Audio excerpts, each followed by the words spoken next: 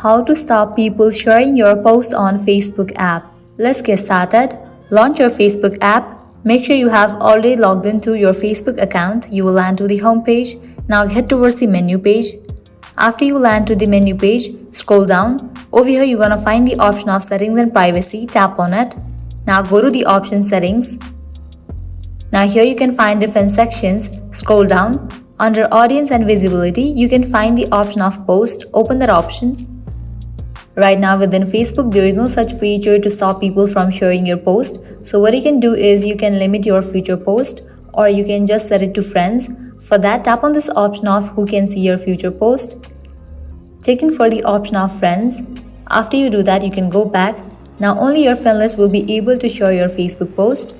Likewise, head towards the option of limit who can see past post. Tap on limit past post. In the future, if Facebook comes up with this feature, I'm gonna definitely update you guys. So right now, this is the way to stop people from sharing your posts on Facebook app. At the end, if you guys find this video helpful, don't forget to like, share and subscribe. Thank you.